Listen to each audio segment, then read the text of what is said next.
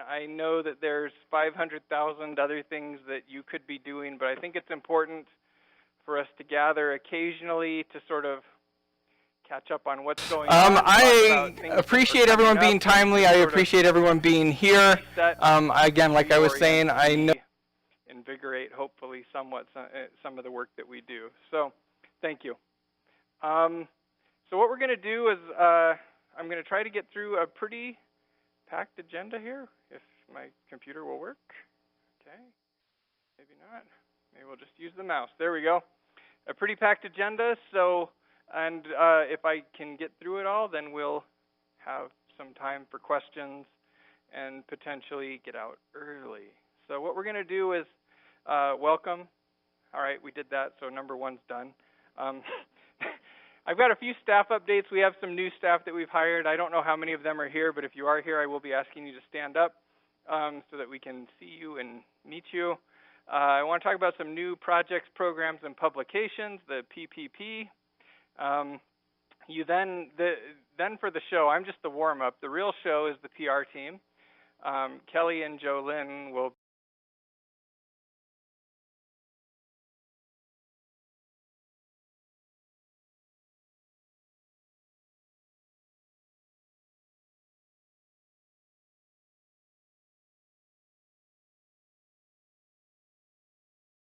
talking a little bit about the advantages of using Slack. I know that a lot of you have heard me request that we move some of our communications to Slack. The PR team has actually taken me up on that and moved almost all of their communications to Slack. There are some definite advantages to doing it, and hopefully they'll be able to share some of those advantages. I'm going to talk about performance appraisals and sort of that process. Renaming and rethinking the role and function of the CPD is a big part of our afternoon. A few of you saw my email a couple weeks ago asking you to participate in the survey on a new name for the CPD. I do have the results of that. And I have actually proposed the new name to the dean, and we're moving on with that, but I'll sort of give you an update on that and kind of some of what's going on in terms of the big picture. And then we'll talk about some important dates and upcoming events, and if there's time, we'll do questions. Afterwards, from 4 o'clock until 5, there's food. I think it's donuts, veggies, and yeah, donuts and veggies. Great combination.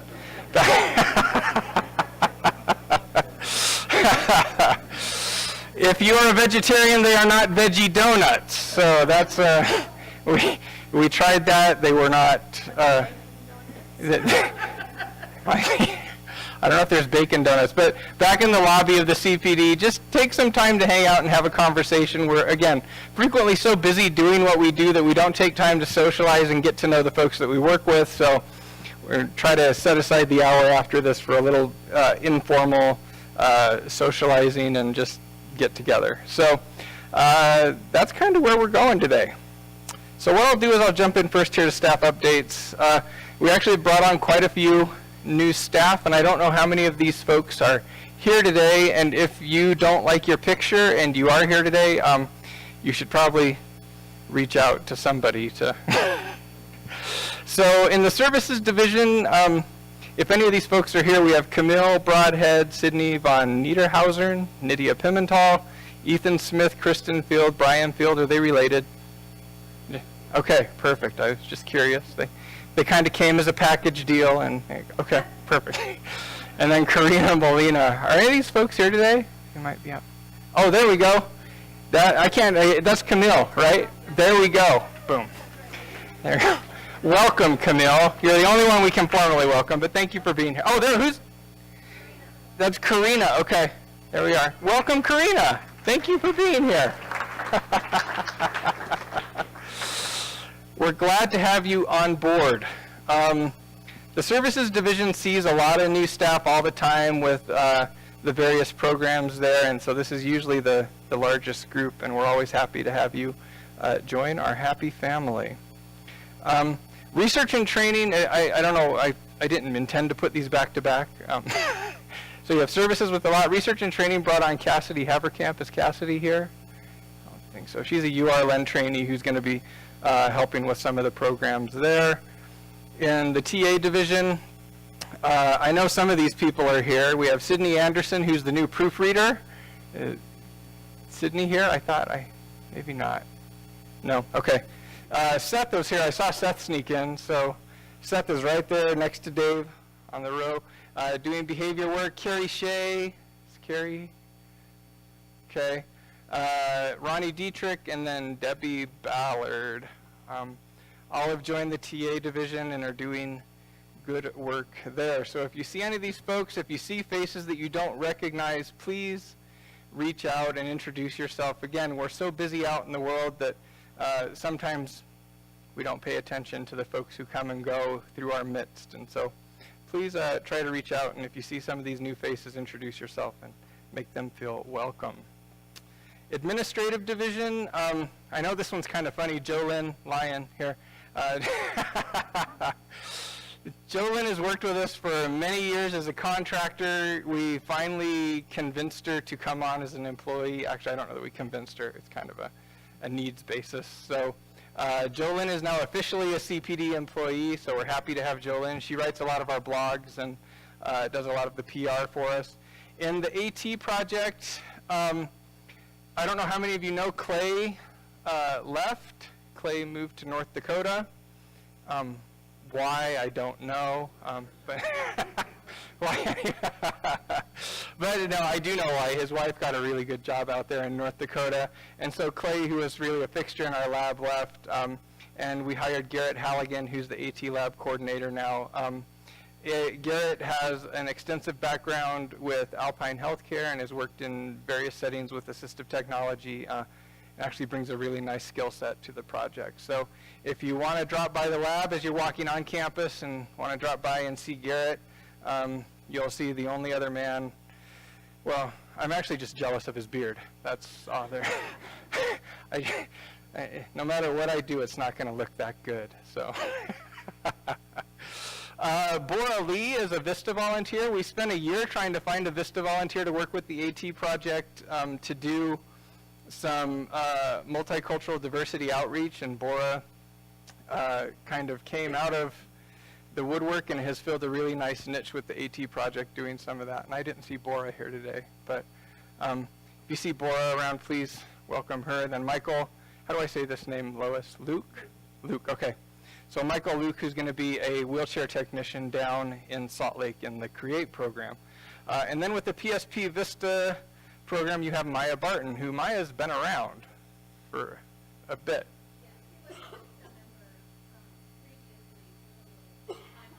Okay. Well, there we go. So. Perfect. Well, Maya, hi, and thanks for joining us from the office. It's good to have you on board. So a lot of new faces, which is a good thing. We also are saying goodbye to a few people. Some of you have heard this. Dr. Dennis Odell is retiring from the university after more than 30 years. Dr. Odell was the director of the CPD's biomedical clinic and has done a lot of work around autism and attention deficit disorder. He's really been a fixture here in the community. A lot of times when I tell people I work at the CPD, the people they know, the person they know is Dr. Odell. So he's really made a name for himself here and has done tremendous service to us and our programs in terms of an ambassador with the community. And he's made a difference in the lives of hundreds, probably thousands of kids with disabilities. So he's not retiring completely. He'll still have his practice down at the Budge Clinic, but he felt that splitting his time and doing stuff here and then going back and forth was just stretching him too thin, and so he decided to sort of scale back his responsibilities. I always think it's funny. I've told this story before. Last spring, I had a chance to go out and meet with Sue Olson's mom. Can I tell the story about your mom? I think it's great. I went out and met with Sue's mom, and Sue's mom ran a medical office for many years, and of course, Sue's father, Dr. Thane, was really was the original physician in the CPD's biomedical clinic. And Dr. Odell came in to sort of take over for Dr. Thane and was that transitional person. And when I met with Sue's mom, and this was just last year, she said, "How is that young whippersnapper, Dr. Odell, doing?" She talked about all of his newfangled ideas and other stuff that he brought in, and I think he's really done remarkable things with the clinic there. So we will be sad to see Dr. Odell go. The other person who's retiring from our clinic is George Wooten. George has been here for almost 18 years as a nurse practitioner. He has really done a remarkable job serving the population of adults with disabilities, and many of them with dual diagnosis, mental health, and intellectual developmental disabilities. Those of you who know George know he's very passionate about his work and is very compassionate for the population that he serves, and he has also made a remarkable contribution here. But again, he's decided that it's time to move on, and so we wish George the best as he goes on to bigger and better things. So, okay, there we go. No other retirements I know. I think this has been a big retirement year. We've had Judith. I mean, every single meeting we've had retirements coming up, and that's kind of I think that trend will continue here for a bit. So, special recognitions. I think it's important to recognize staff and people who are doing good work.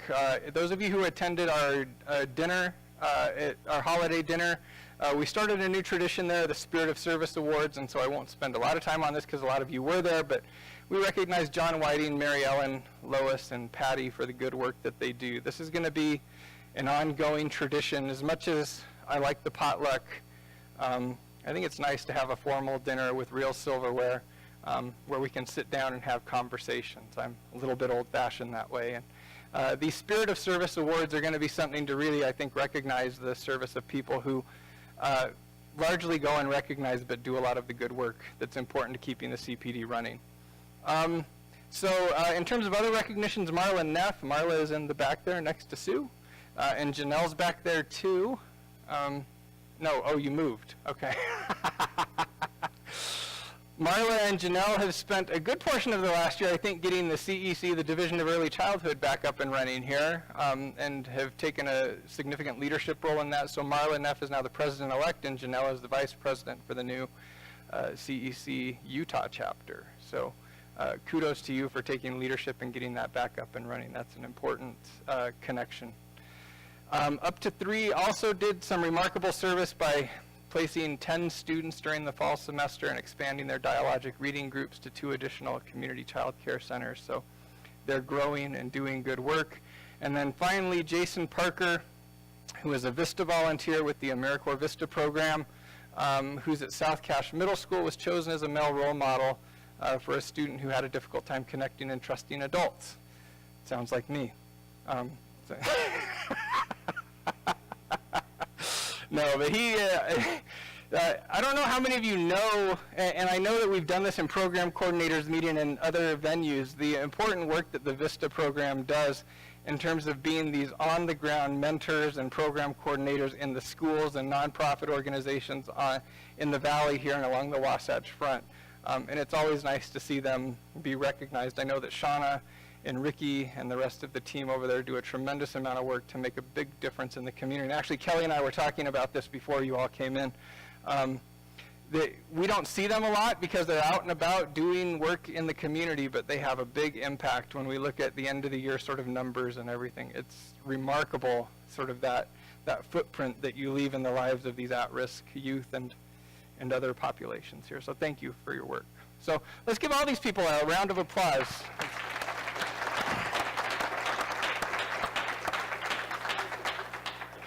Okay, moving onward. New projects and programs. Again, these announcements come out occasionally in Sharon's monthly sort of staff updates. Those have gotten longer and longer as we do more and more.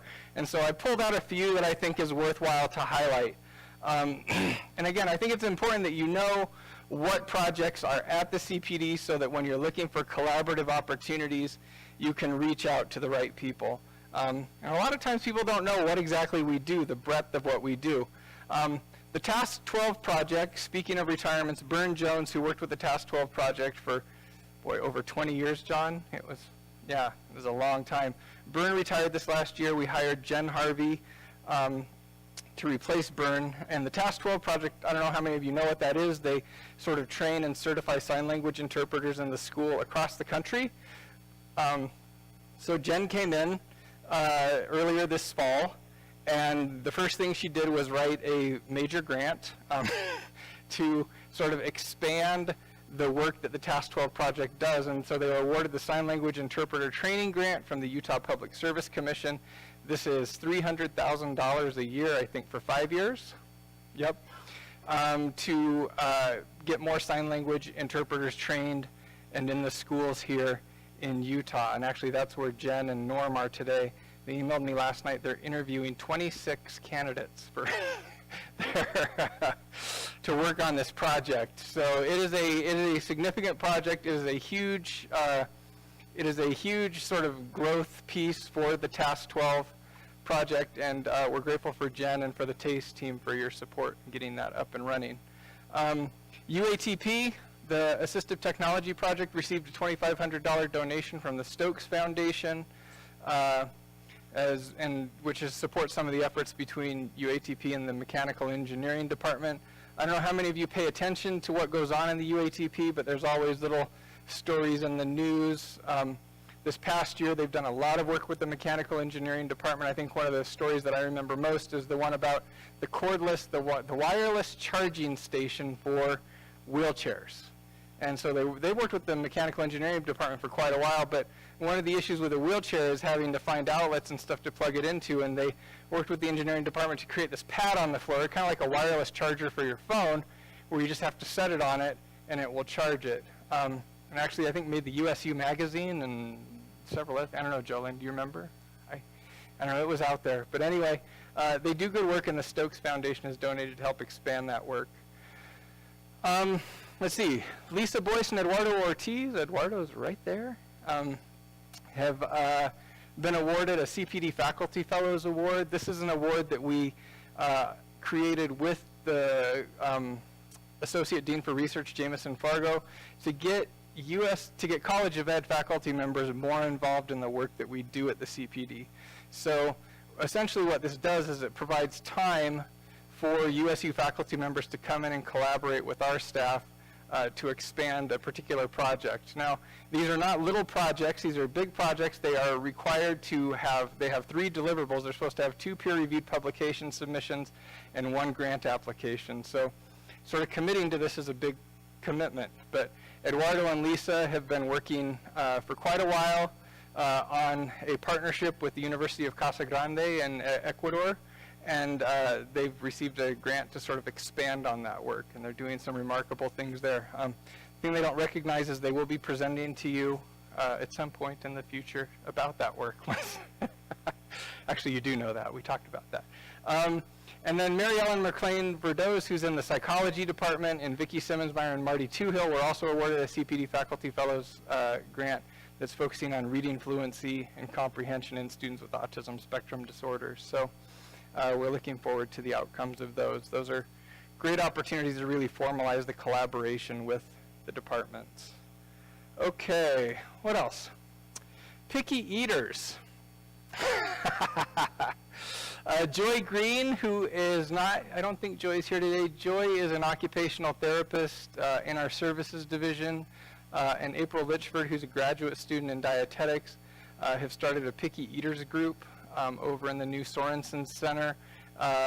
Joy's been sort of running these informally off and on for the last few months, but it's grown. I understand that demand has increased exponentially. And so they're running this picky eaters group, and I don't know how long they take. Sue just ran away because she knew I was going to ask her a question. But 4 weeks? Okay, so every 4 weeks you start a new group and run kids through. They're actually fun groups. I went by once in the summer, and they wanted me to demonstrate eating certain foods. But it's actually a huge need. Most people don't recognize sort of that correlation between food and behaviors, and food and what we eat and take into our bodies and how we eat it has such a huge impact on a lot of things down the line in terms of how our bodies perform and function and how we behave. And so this is sort of a new service, and we're glad that Joy is taking the lead on that. Alma and Mary Ellen have received funding through the Developmental Disabilities Council to teach an 8-week online course on social power. It's actually on power, privilege, and difference. It's part of, CDA stands for Certified Disability Advocate, and the DD Council has been running this for many years with somebody else. The curriculum that was being used was not ideal, and sort of we took that and retooled it. It's actually been in process for a very long time. But we finally got a pilot up. It starts next week? Yesterday. Okay, so it started yesterday. So anyway, it's something that we hope we'll be able to continue. It's a great curriculum that really teaches you about these notions of privilege, difference, power, and advocacy.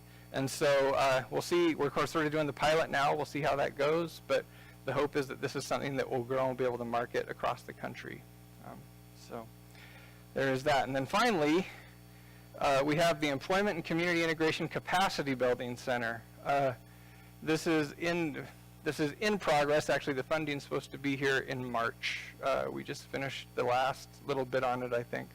But Tim Reeson and I have been working with DSPD over the past year to create a technical assistance and training center here at the CPD around community integration and competitive integrated employment and provider transformation. So we're going to be taking over a lot of the training, technical assistance, and marketing functions that DSPD has been doing around the settings rule transformation.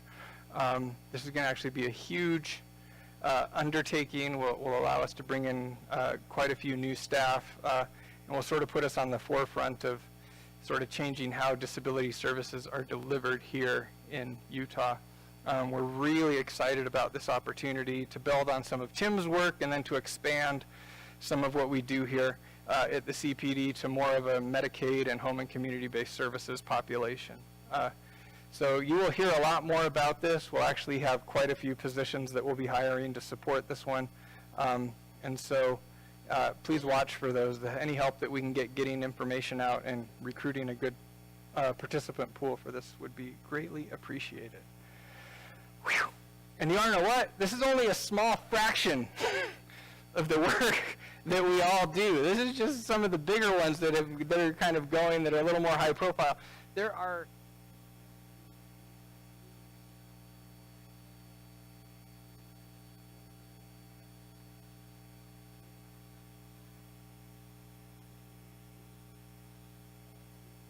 and I am extraordinarily grateful for everybody's hard work in doing this. I do think that we are making a difference. In terms of making a difference, it's important that when we are doing this work, you're going to love this, that we be publishing and really disseminating our results. This is becoming increasingly important when we're going for grants and contracts. People, especially in the federal level, are looking to see whether we are published, whether we are authorities within our field.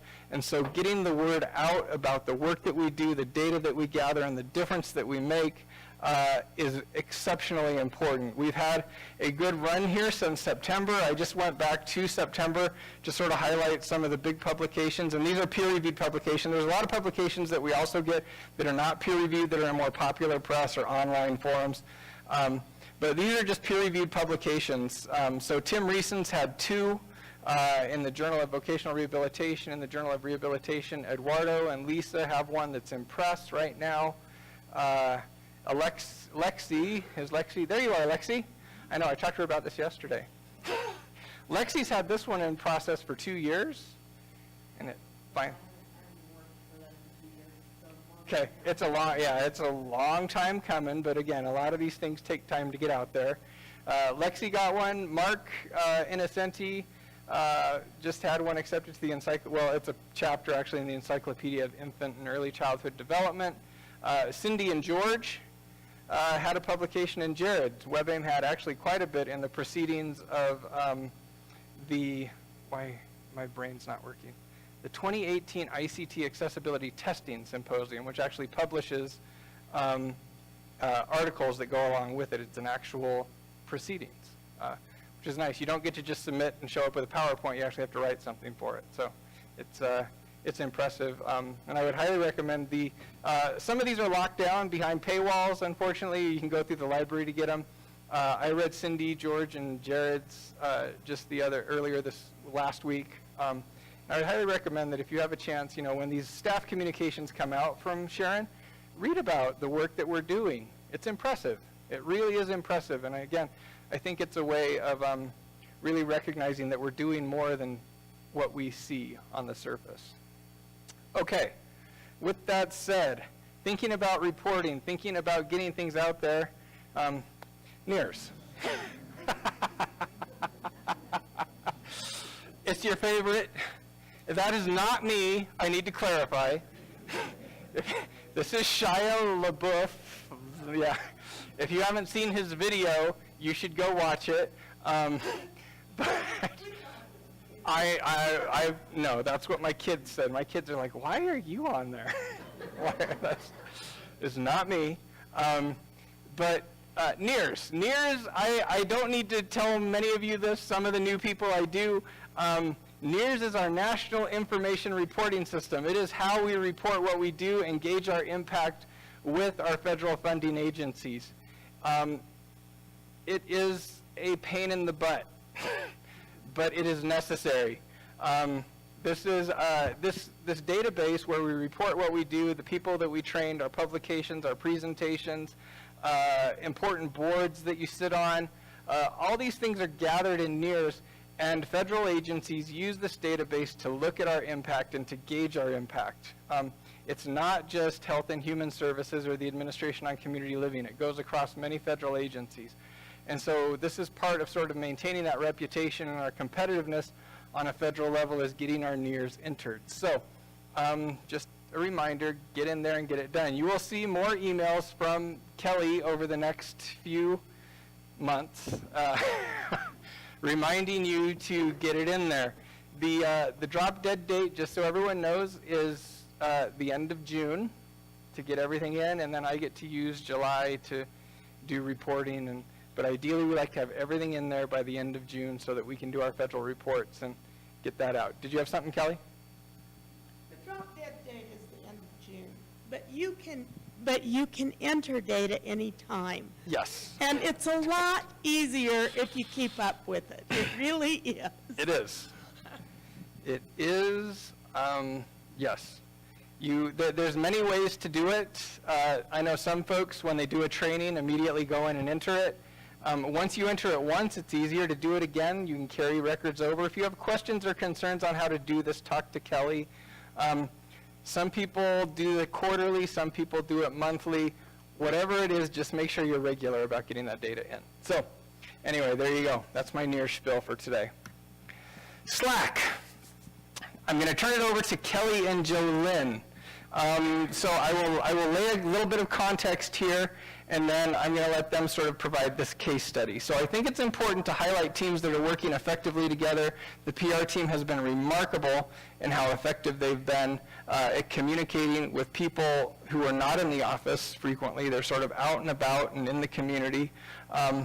And they have really embraced the Slack platform and put it to good use, I think. I know that if you haven't been in there before, or if you've only gone in a couple of times, there's a little bit of a learning curve, but I think there are certain advantages to it that get us out of our email inboxes, that make communication more transparent and make work a little more efficient. So with that said, Kelly and Jolynn have a little show for you, I think. You want me to pull up Slack? Yep. Okay. Where is Slack? There it is. Okay. There we go. Do you want PR or social media? It's not going up Oh, I should end the presentation. Nope. Okay, we're getting there.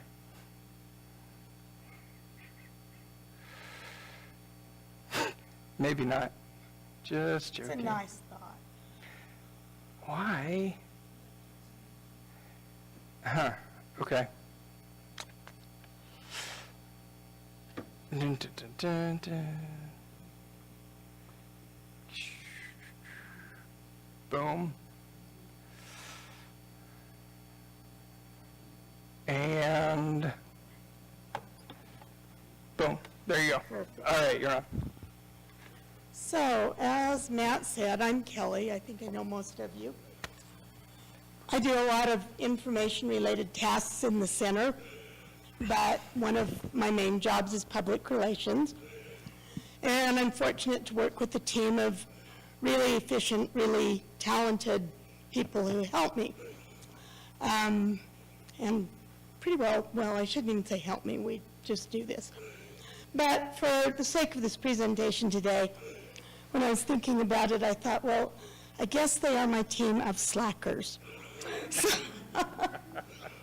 as Matt mentioned, we're kind of a scattered group. We're rarely in the same room.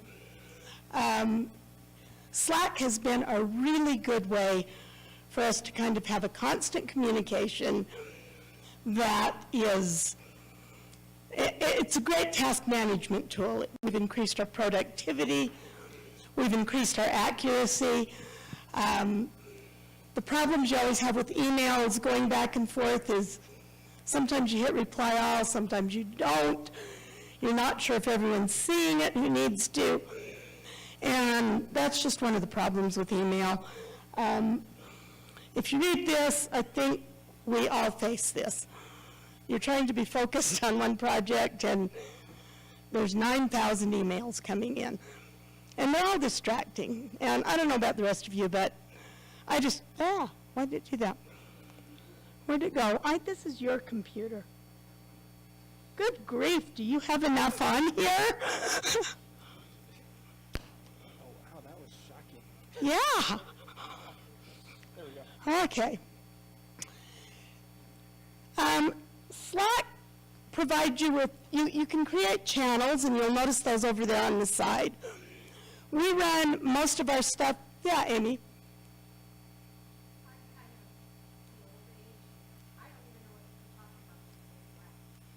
Slack, pretty much. I'll explain a little bit about it here. It's an online system you can access, or it's an app that you load onto your phone or a mobile device.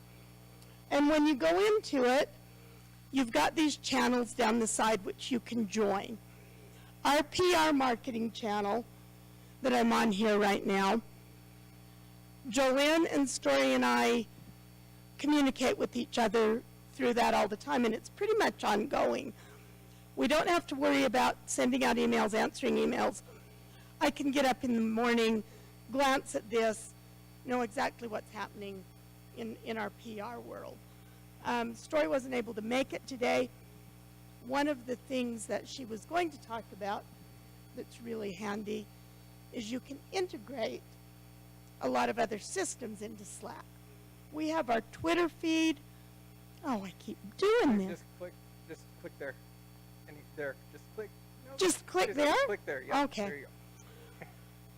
We have our Twitter feed. We have our, we have Google Docs.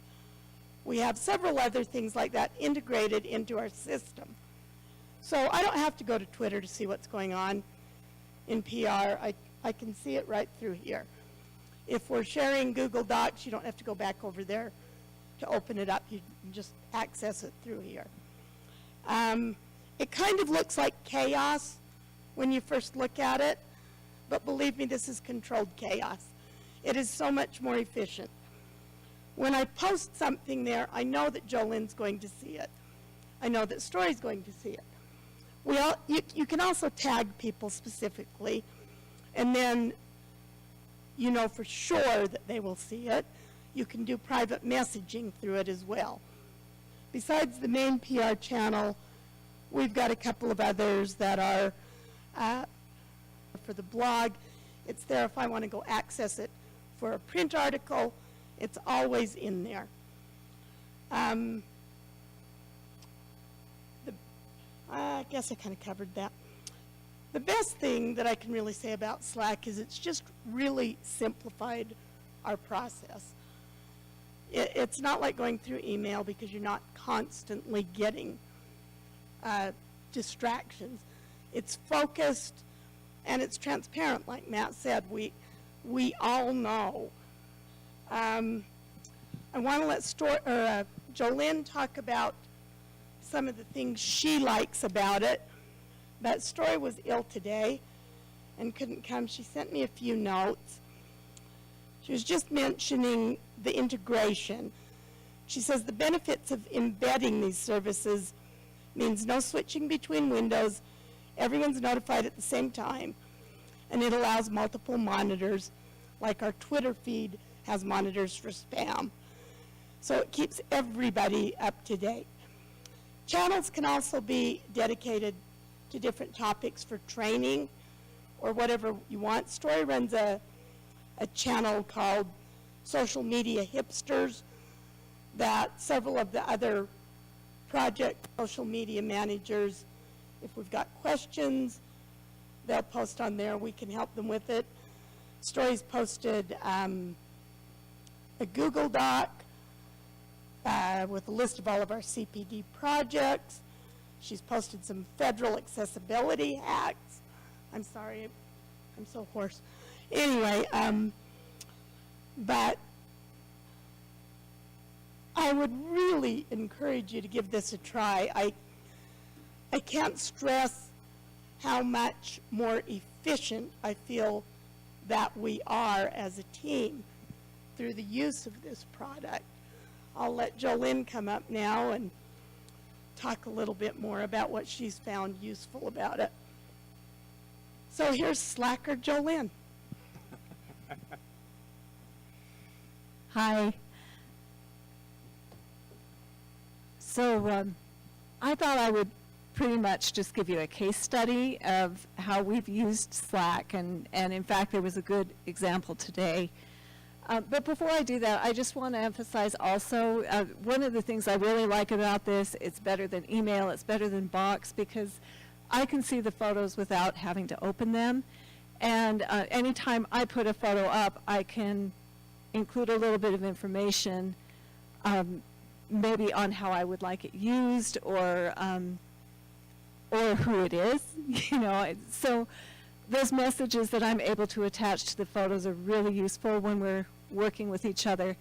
As Kelly mentioned, we deal with the same information, but we use it in different ways. And so a lot of times we'll hear about something and we'll kind of chat about it on Slack about, okay, do we want to do a blog post about this? Do we want to do a media pitch on it? And if we do, that's going to change how we handle the social media part of it. So it's really good that we're all together on the same page, and that those conversations are all just kind of grouped around the information, you know, attached to the photo or whatever. Oh, I should have worn my glasses. I'm so sorry.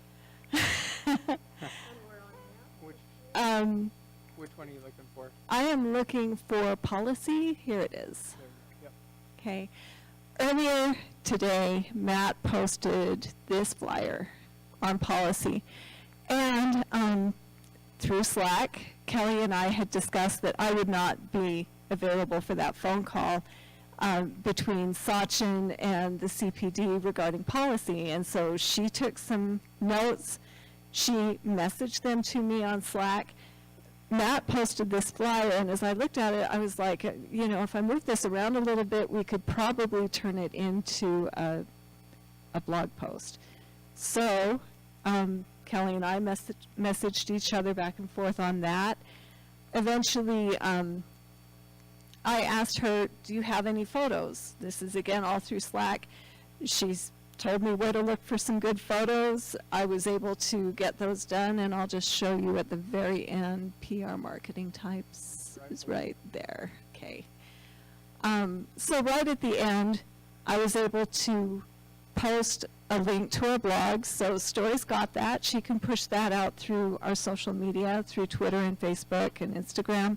I also posted the photo just in case it's easier to work with the photo than the link. So yeah, we've all got it. We can all refer back to that and use it later, and it's just so convenient. So any questions? Yes?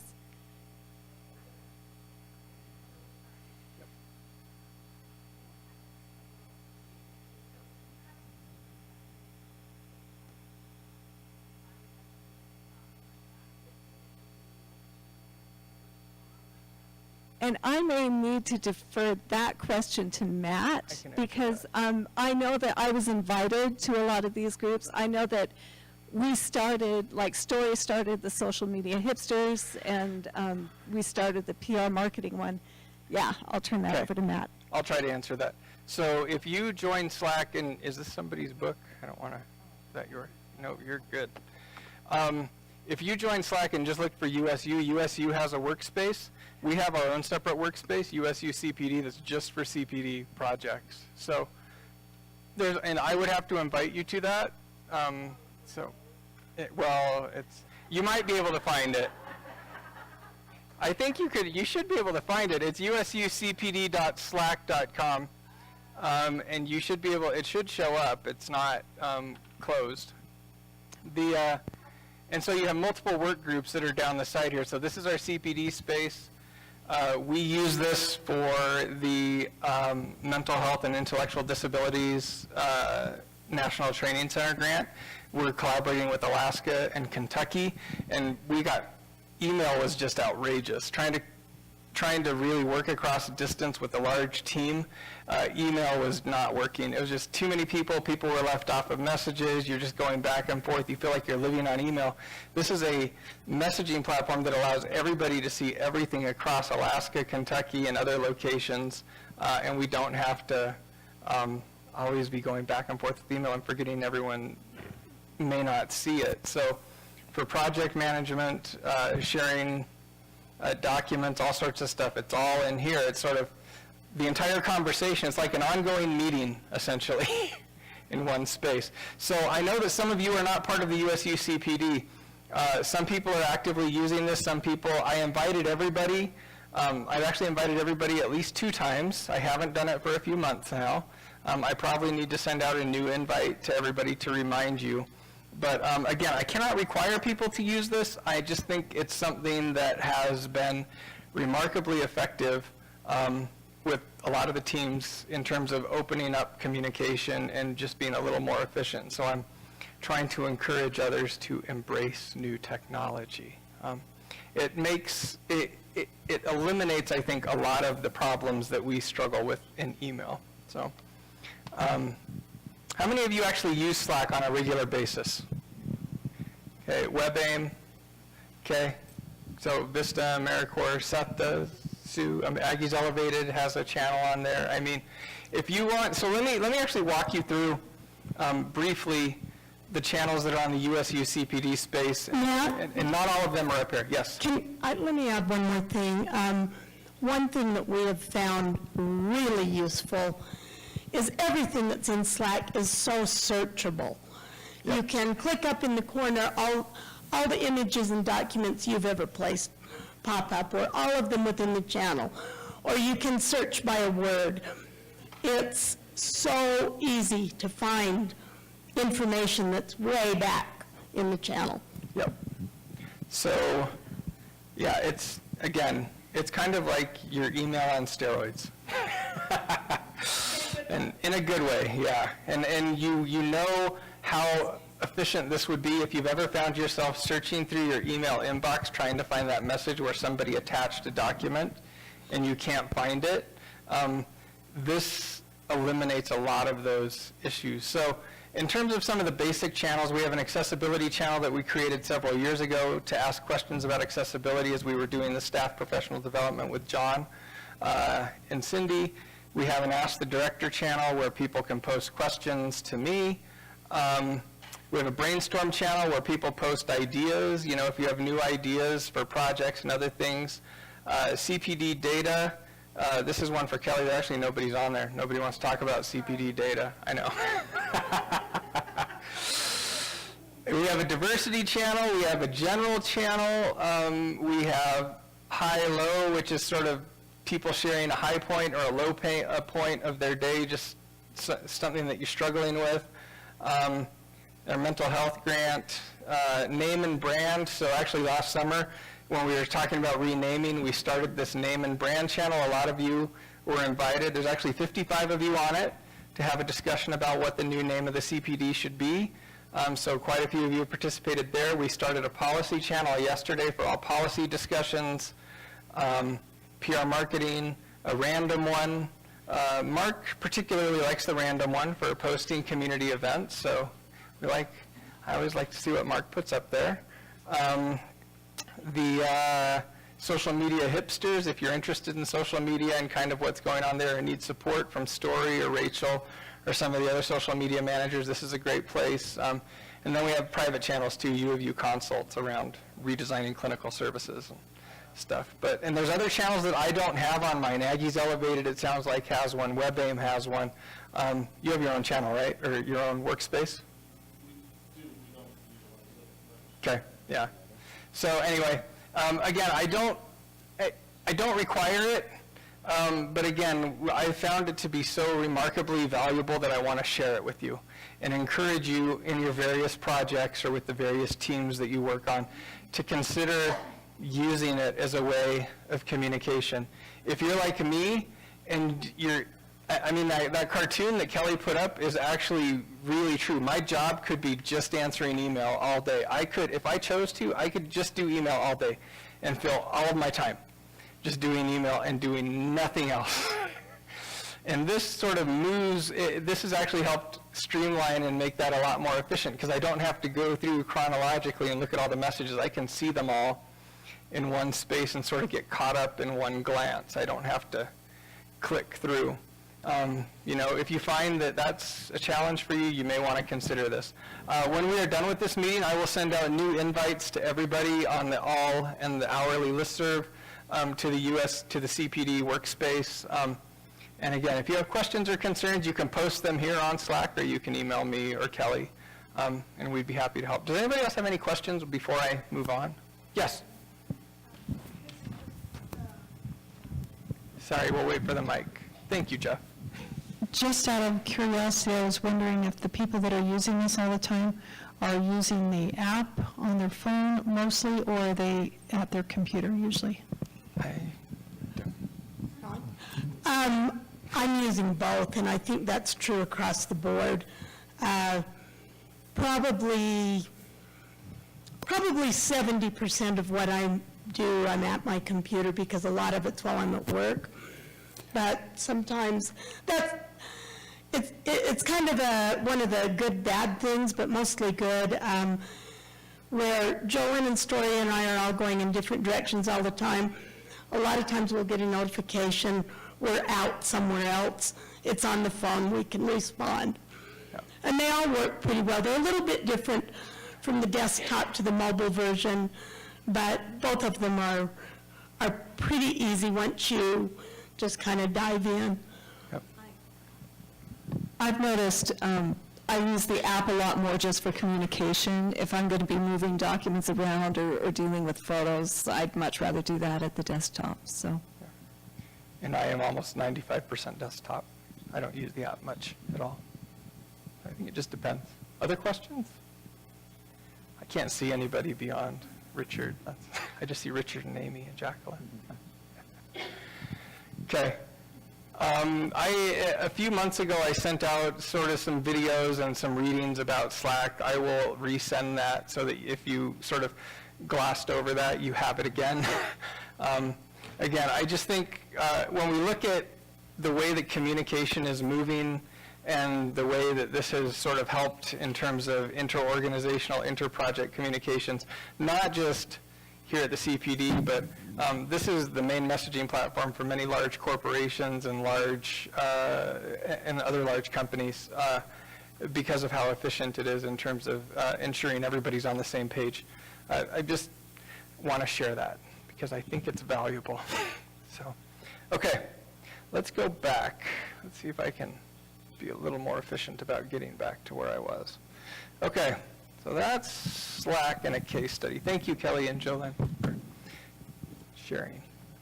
Okay, performance reviews. Speaking of that time of year, it's that time of year. About a week ago, I sent out an email with the performance review form attached to it. Some of you may or may not know, we actually worked over the last year to try to move our performance reviews online and to have a completely online system so that we could move away from paper forms. That ended up being a little more problematic, and it entailed a little more time than we had, so that we're going to have to go with the paper-based version again this year. So if you can go back to that email I sent out, the form's on there. If you do not have it, you can contact Sharon. She has a copy of the performance evaluation form. Full-time benefited staff, that's, you know who you are. Need to meet with your supervisors to complete your annual performance evaluation by March 29th. So most supervisors will reach out and make a time for you to meet with them. If your supervisor hasn't, you can certainly be proactive and reach out to them and try to set up a time. The way that this process goes, if you've been through it before, you fill out the form, there's a set of standards in there. You provide evidence for how you met those standards. You send it to your supervisor, they meet with you, they go through it, they provide comments on the various standards and towards the end. And then they send it back to you. You make any revisions, you send it back to them, print it out, sign it, and it goes to Sharon. It is a little bit of a back and forth process. It's a collaborative sort of a deal where you're providing evidence, you're getting feedback from your supervisor, and then you're setting goals that you're going to work towards for the next year. It's important that as you go through those standards that you provide evidence of how you met them. Don't just check, yes, I met it. If you met it, tell us how. Last year, a lot of people just did the check boxes.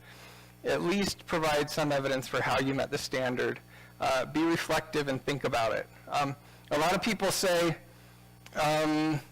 so some of the standards, safety is one of the standards. And a lot of people say, well, safety doesn't apply to me. I'm not working with sharp objects. It's actually not true. Safety applies to everybody. And when you think about safety, people are thinking about occupational safety, right? Sort of workplace safety. But when I met with the folks last year that I supervise, I said, you got to think about this more broadly. Do you create a safe environment for the people you work with? Do people feel safe with you? Are you aware, right, of, if we want to go all the way to safety, are you aware of, the evacuation plans at the CPD? Are you aware of other safety protocols? It applies to everybody across the board.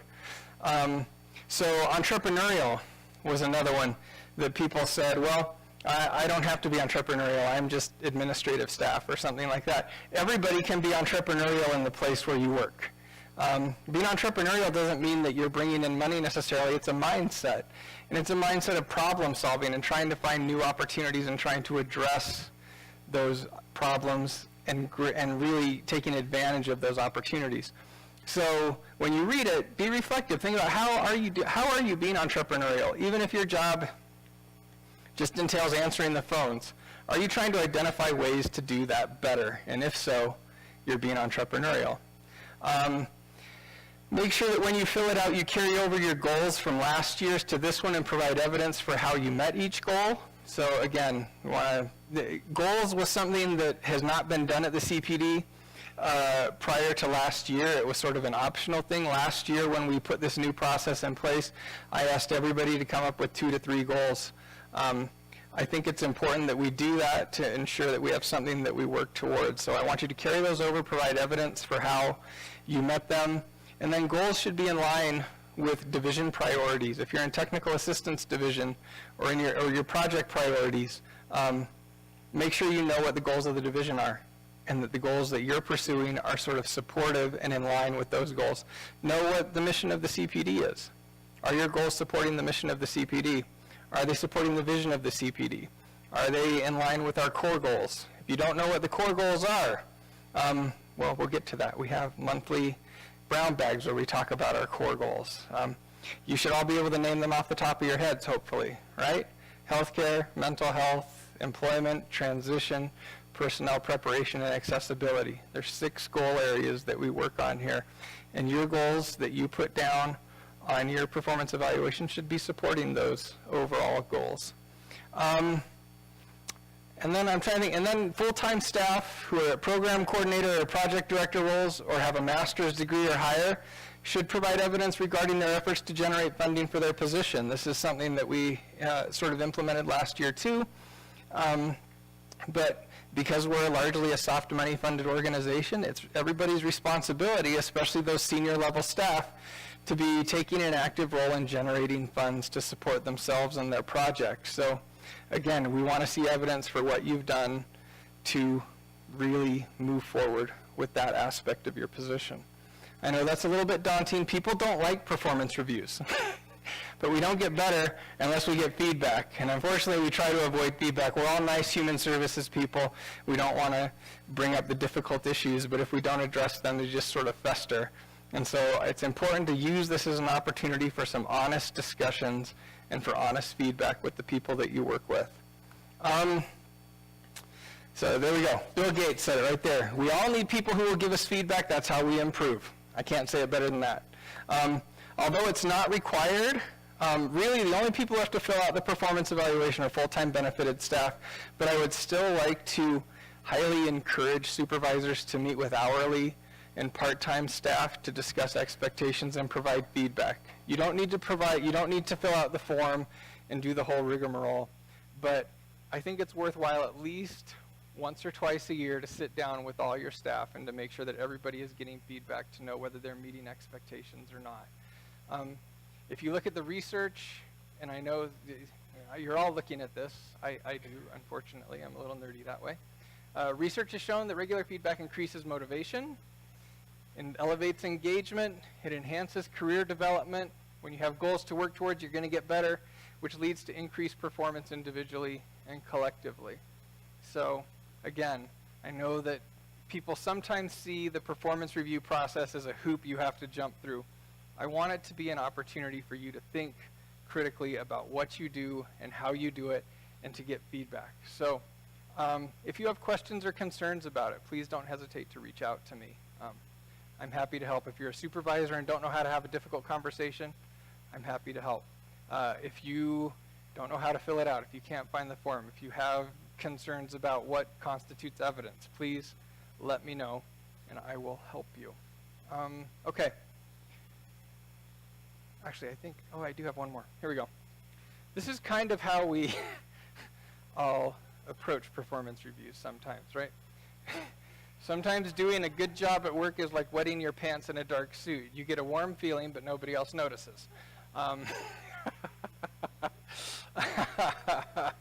At least once a year with the performance review process, you should be able to sit down and tell somebody they're doing a good job at something. We all are doing a good job at something, and we all have areas that we can improve.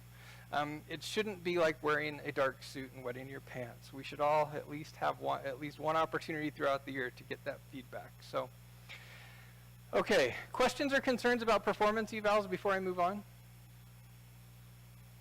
Okay, I cannot wait until this is online, because I get the lovely privilege of actually getting all these paper copies and having to read through and sign every single one. It's a bit of a daunting pile. Sharon will tell you it sits in my office and I avoid it because of how painful it is sometimes to go through each one.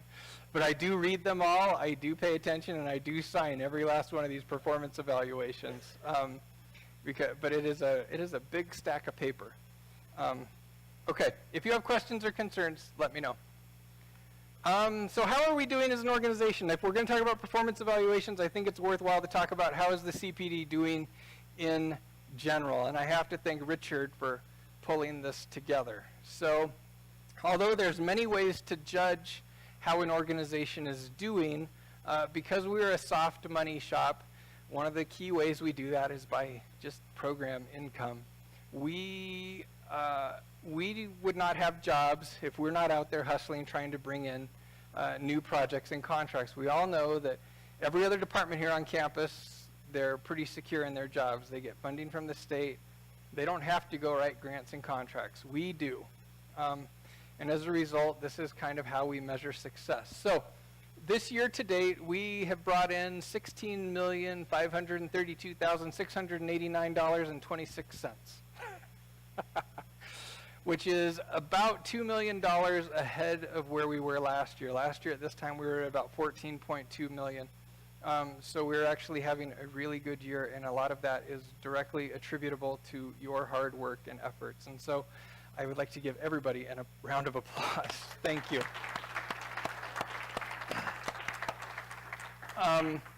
You know, there's a few trends on here that are worth noting. Our state and local has gone up significantly, which is not surprising. There hasn't been a whole lot of federal, but we have brought in some larger federal projects, which that's up a bit from last year as well. Again, and we have many ways that this money comes in. If you see there at the bottom, we have 193 different income streams or indexes that people are paid off of, which usually means we have about 193 different projects or programs. That's a lot of projects and programs running through here. That's a little bit less than last year, but we're only halfway through the year. We still have all the way through July. I'm expecting, I think last year we had 230 something income streams, which I would expect, given what I know is coming in, we may surpass that this year as well. We currently have 246 employees. 106 of them are benefited full-time, and 140 are hourly. This is a little bit down because we've had some retirements and some other programs go, but in general, we're a large and healthy organization. So how about that? That's exciting. Yay. Okay, we'll give ourselves another round of applause, because I do, you applaud money. It's not all about money, but unfortunately, if we don't bring in money, we don't have jobs. And so it's kind of it's a little bit important. We also, bringing in the funding, to be just brutally honest, is kind of how we prove our value to the college. We are the largest generator of extramural funding in the college, and most years we're the largest generator of extramural funding at the entire Utah State University. And so we're we're kind of a big deal. Space Dynamics Lab occasionally beats us, but yeah. So let's talk a little bit about where we're going. So we're actually thriving and growing quite a bit, but with that comes a need to sort of change and rebrand what we do. And so as I pointed out when we talked about Slack, we had that name and brand channel where we had a discussion over the summer and over the fall about potential new names for the CPD. None of them really struck me, and so that's why I sent out, we sort of condensed and consolidated everybody's feedback, and I put out that survey a couple weeks ago, and 70 people responded, which is pretty good. Not as many as I would like to see, but pretty good. And according to that survey, the overwhelming support was for the first one on there, which was the Utah Institute on Leadership and Education in Applied Disability Studies, or Utah LEADS Institute.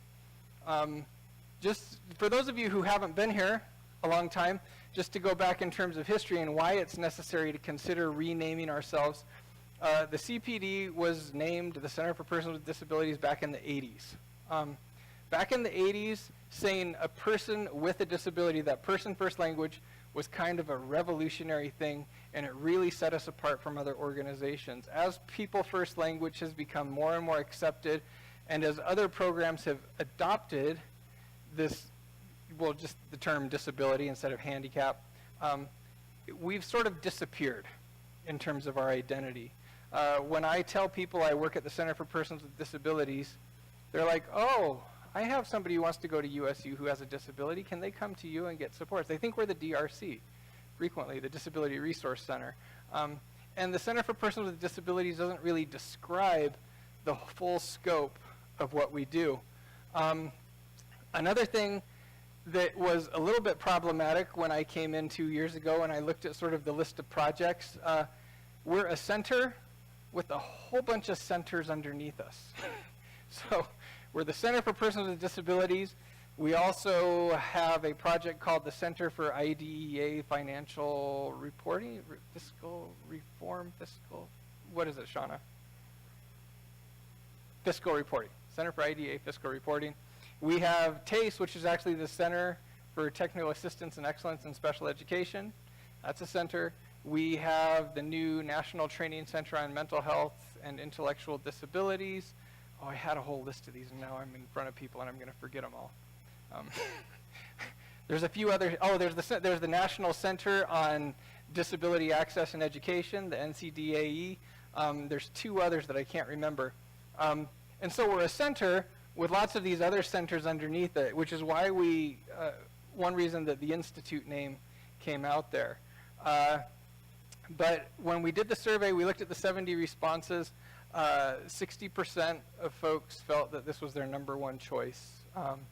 The next closest was way back, and it was one of the centers on Institute on Community Integration. But what this does is it gives us a little broader picture of what we do.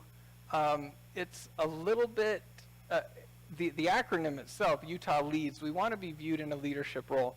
And for a very long time, the CPD was viewed in a leadership role.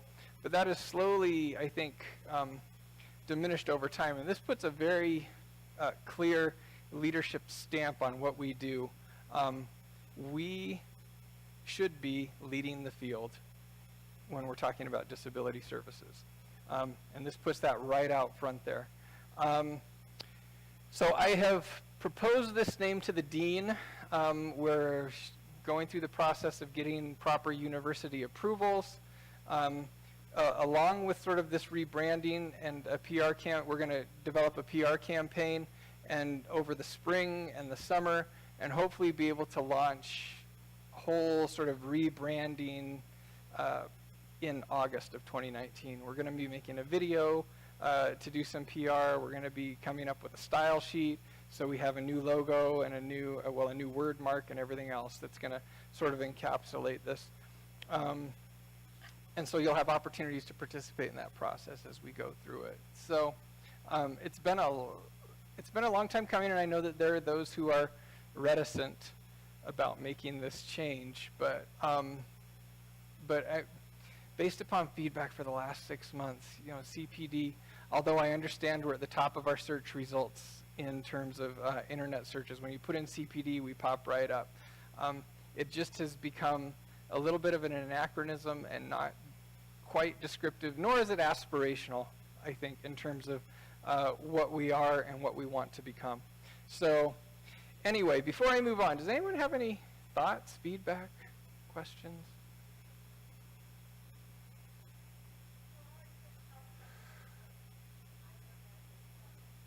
Yep, that's exactly what we're going to do.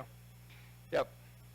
So, and we're going to have elevator speeches, sort of how you're going to tell people what you do. So people seem to think that we don't have to do that now. I say I work for the Center for Persons with Disabilities. Oh, I have somebody who has a disability. Can they come see you at the university? And I have to explain, no, we are a University Center for Excellence in Developmental Disabilities. We do education, research, training, technical assistance on disability and disability services. Can you tell I've done that a lot? I mean, there's no way to really encapsulate what we do in one term, whether it's CPD or Utah Leads Institute or anything else. And it's going to take time for us to build that identity. But again, that's why we're taking a few months here to build a branding and a relaunch strategy so that it's going to get out there broadly. People are going to understand, hopefully, who we are, and it's going to give us a new identity. It does take... having that elevator speech is an important part, and really trying to be able to explain where you work. A lot of people don't even say they work at the CPD. A lot of folks just say they work for a project, right? A lot of people say I work at TACE. A lot of people say I work at Up to 3. A lot of people say I work at DSL or WebAIM. CPD never even comes into it. And we want to have sort of maybe an identity where people want to identify with it. I'm not sure, again, CPD is not as descriptive as I think it could be in terms of who we are and what we want to do. So other questions or concerns? Dave? Matt, I just wanted to hear you speak to the applied disability studies and heavy on the studies and what's being got at with that particular term. I have a sense of it, but I wanted to hear the story behind it.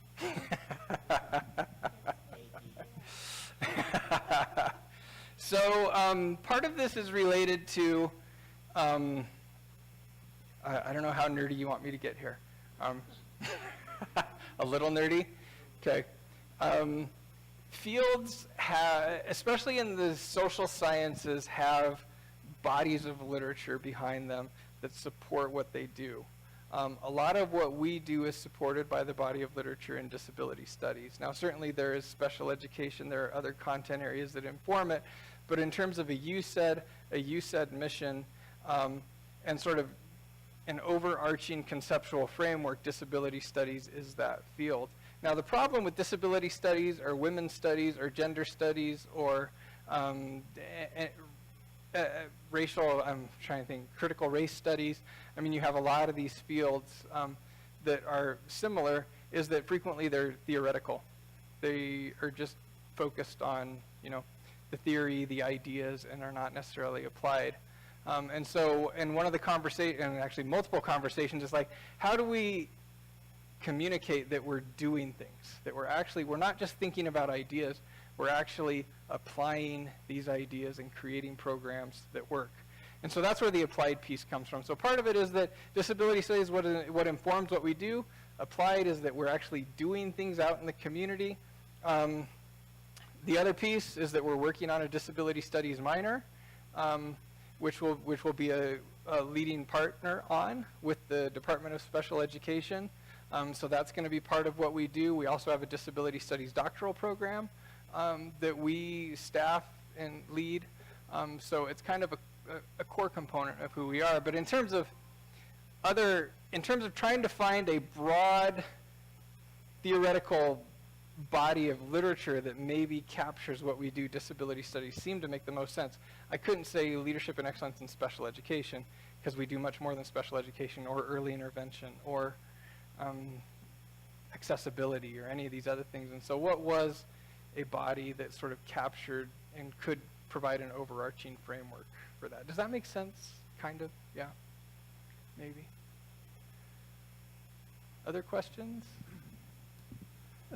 Matt, did you ever consider maybe dropping Utah? Because a good share of our funding and our clients are outside of the state of Utah. Yeah. And to me, Utah is somewhat limiting. So, yeah, just... We certainly could. Yeah, I'd be fine being the Leeds Institute. The reason Utah's up there is that Utah Leeds, the URL is available. No. I'm not sure that I haven't checked the Leeds Institute alone, but Utah Leeds and Utah Leeds Institute is available. And we could actually snatch that up and it would give us a pretty good identity. There is, yes. So yeah, we and again, this has to go through university. There's going to be some feedback from the university naming committee, but I would be fine with dropping Utah because you're right. Last year we worked in 43 different states. The majority of what we do is not in Utah as an organization, and so that makes sense, John. Thank you. Other questions or thoughts?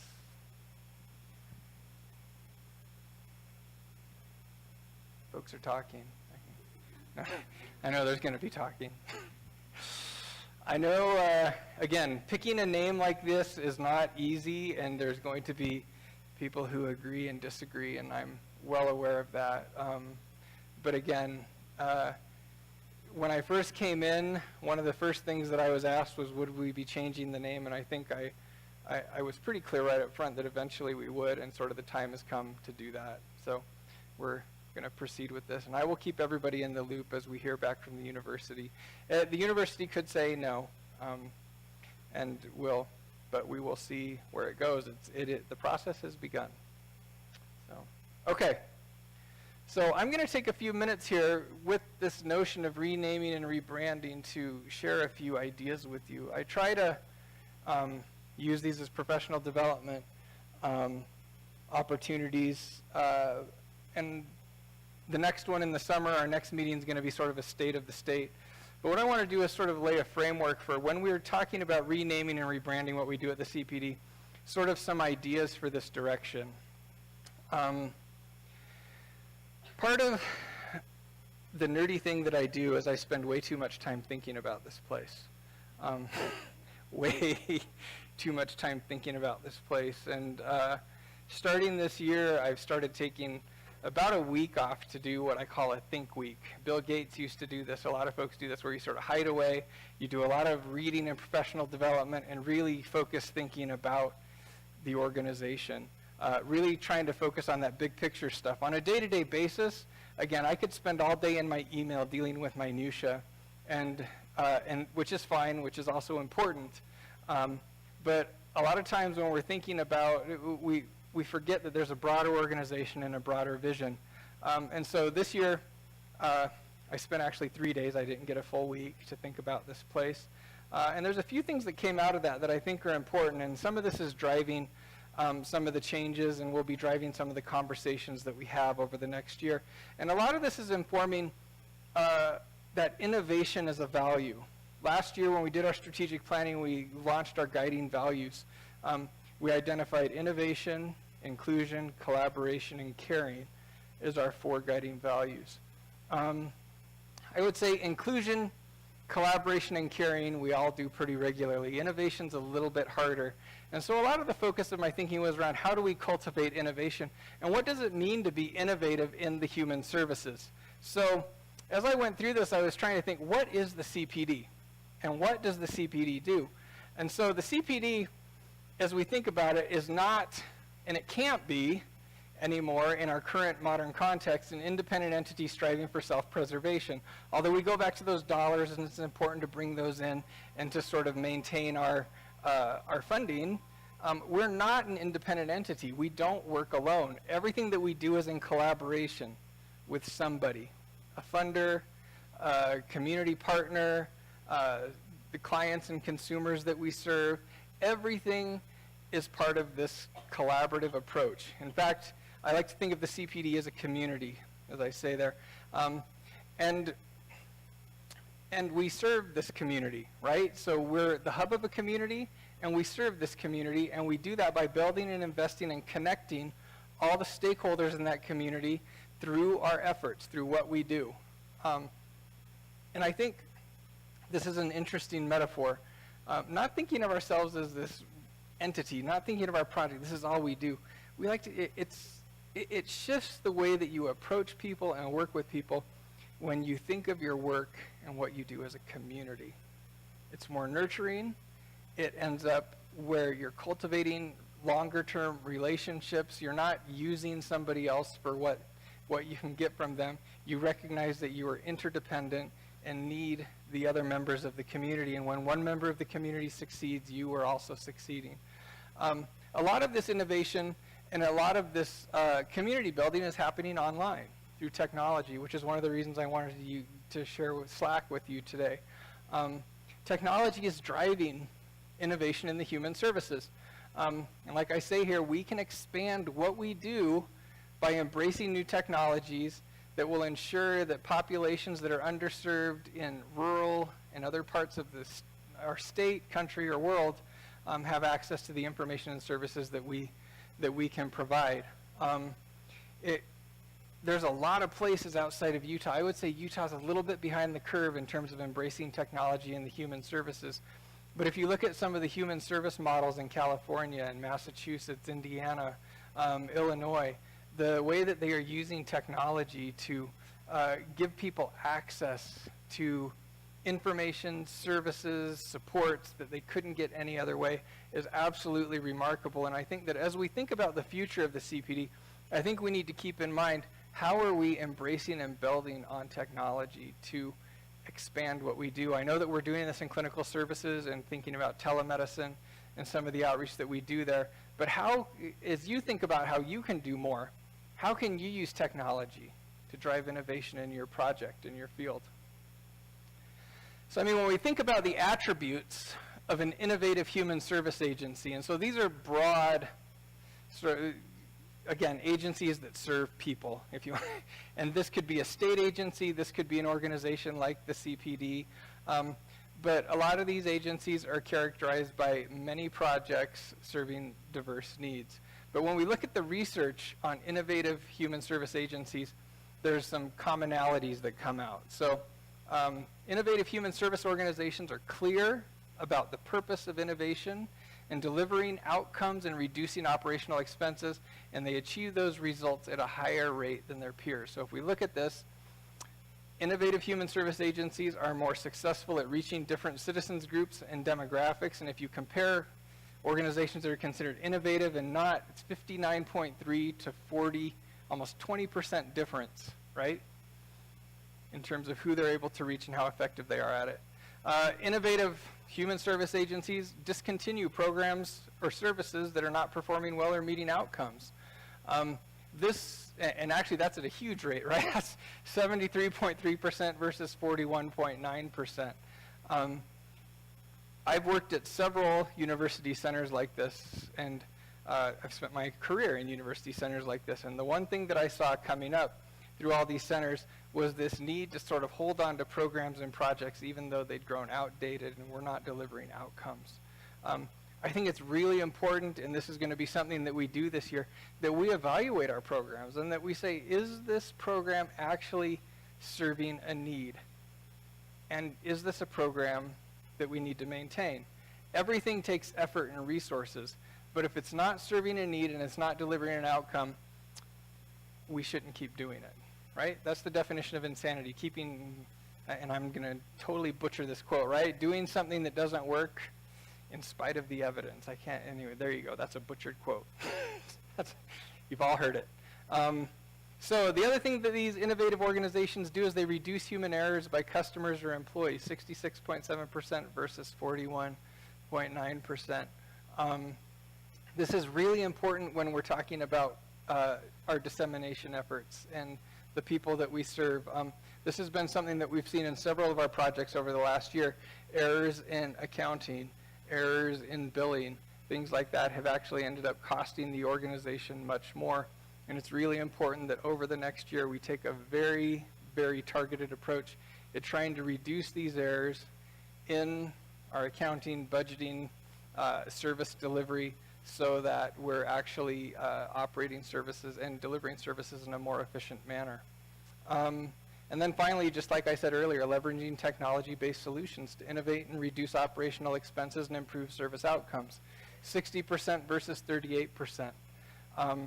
This is something that I've started doing.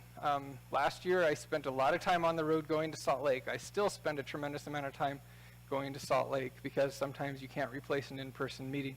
But I've started having more and more meetings using Zoom and other sort of video conferencing technology so that I can still have that human connection, but also save expenses for the organization. So again, these are things that we need to be thinking about. Just because we've always done it this way doesn't mean that we should continue to do it that way. And again, I'm putting these out there just so these are in your brain too. These are going to be driving a lot of the conversations that I have with the leadership team over the next year. But again, this is a collective effort, and we should all sort of have a common set of values, I think, that we're striving towards. In the future, if we look at kind of where things are going, the most effective human service organizations will collaborate to develop new initiatives and service models and will actively seek out non-traditional partners. This is something that some of our projects have started to do. We've frequently relied upon federal grants. That has changed, and we've started seeking out more non-traditional partners, local governments, state governments, school districts, private corporations, foundations, things like that. To succeed in the current climate, we need to be thinking outside of our traditional bounds. We need to innovate through creative financing models. You're not going to, the days of getting the $5 million federal grant, at least for the time being, are gone. It's just not out there anymore. And so we need to think a little more creatively about how we finance what we do. I think there are some remarkable projects that are doing this. Right now, I think that WebAIM, I think that some of the services projects with Up to 3 and others have been very innovative and thoughtful about how they're financing what they do. I think that can expand across more of our projects. Mark Innocenti in the Research and Training Division works on several Pay for Success projects, which is an innovative model that's worth looking into for some of our projects as well, where you pay for outcomes. When somebody reaches an outcome, then they get paid. And it's worthwhile doing a little bit of professional development, looking at, is that something that might benefit your project? Harnessing the power of big data and predictive analytics to identify trends, needs, and to determine the most effective investments. We have so much information, and we're still operating off of hunches. This is something that I've noticed. I think this might. And there's so much out there now that we can actually see where things are going. We can actually pull up data from school systems. We can pull up data from Medicaid, and we can see the trends, we can identify the gaps, and we can directly address those. I would say that this is a big part of some of the employment planning that Tim Reeson and I have been working on, looking at where are the needs in the state, where are the gaps, where are the services not being delivered, where are, the state's been gathering tons and tons of data over the past 2 years, but nobody's done a systematic analysis of that. And as we've looked at that, it's helped us identify a need and to create a proposal that will fill that need. The more you look at that and are able to be ahead of the curve, the more likely it is that we're going to be able to carve out a niche for ourselves in the current market. We need to look outside of the human services for new ideas and solutions. We need to be looking at other organizations. We need to be looking at other careers, professions.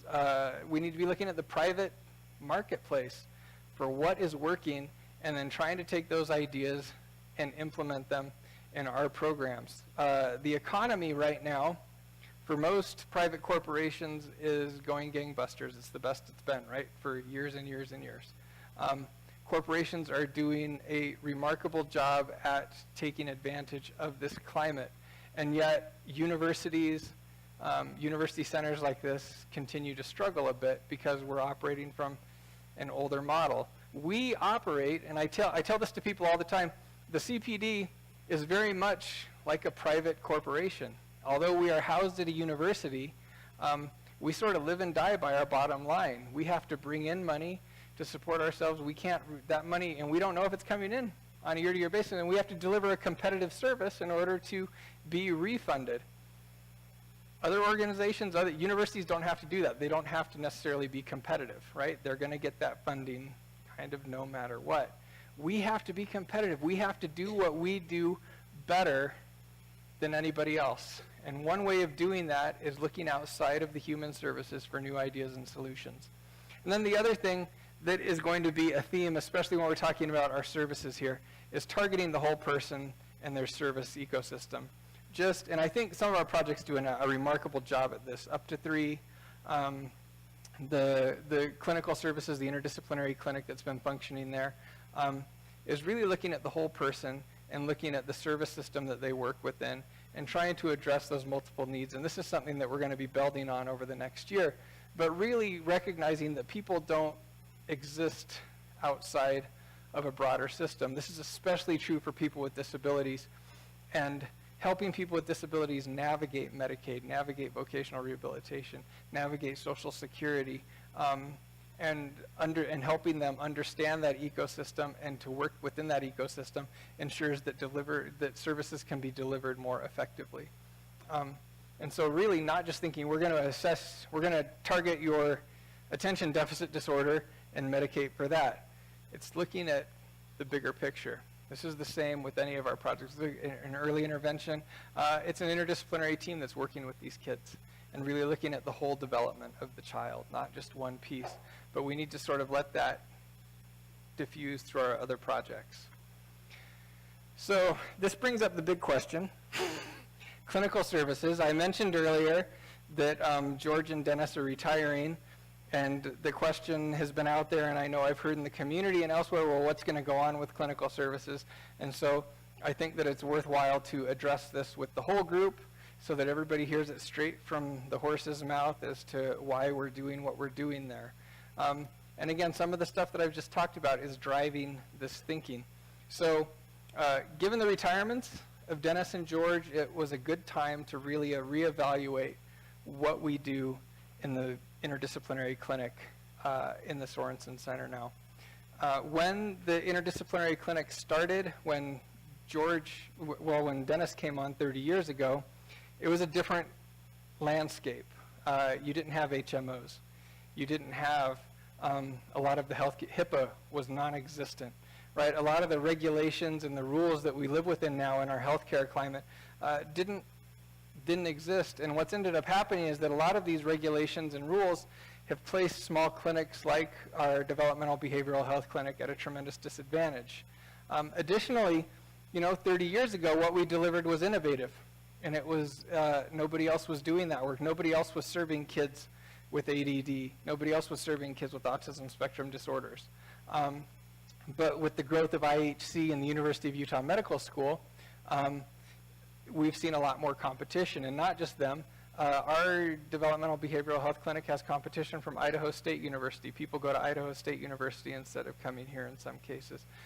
People drive to Provo. There's an autism diagnosis clinic down in Provo that people will drive to Provo instead of coming here. So there's a lot more options out there in the world than just our clinic. And when we had a monopoly on that, that was great. It really helped the clinic. But now that other places can do this and deliver comparable or better services at a lower cost, it's placed our clinical services at a bit of a disadvantage. So part of this is related to healthcare regulations. Whether we serve 1 or 100 people or have 1 or 100 providers, we have to have the same structures in place. If we have one provider, we still have to have a billing person. We still have to have somebody who's doing HIPAA compliance. We still have to have all these little regulatory pieces in place. And what that means is that economies of scale, larger organizations like IHC, University of Utah, some of these other big healthcare corporations can do it better and cheaper than we can. So, and again, like all projects here at the CPD, our clinics and our service programs need to generate enough money to cover expenses involved in running the program. The past 9 years, the developmental behavioral health clinic has not covered their expenses. There's been an increasing deficit over that time that we've had to backfill with other sources. And it seemed like with George and Dennis's retirement, this was a good opportunity to reevaluate and to reassess what we do in that clinic. So we are actually, to complicate this, we've moved into the Sorensen Center. And the Sorensen Center, where all of the clinics are housed together from across the college, has provided some new opportunities and some new challenges. And part of what we want to do is support the vision of the dean in terms of integrating our services and what we do with the broader vision for that building and for the college. So as we look at it, services are important, but they also need to be sustainable. People who work in the Up to 3 program know that over the last, 3 to 5 years, you've seen significant shifts in how that program runs and how you deliver those services because the funding climate has changed and you've had to adapt and sort of accommodate those changes. We are going to have to do exactly the same thing. And you've adapted and accommodated those changes in order to remain sustainable, to keep people employed. It's the same thing with our clinical services. We need to adapt and ensure that we can create a model that is sustainable. So we're going to be working over the next year with the leadership of the Sorensen Center, Gretchen Peacock, Caitlin Oliver, to redesign our services program in such a way that they're competitive. We want to make sure that we're delivering a service that is not existent in the community or that is better than exists in the community. We want to ensure that our services are innovative, right, and that we're disseminating that information, that we're publishing, and we're sharing what we're learning through our clinic. We want to ensure they're collaborative. Our clinic has largely been standalone. It's been on its own in its own division, funded by its own sources. And that has been one of the reasons why it's been difficult to sustain.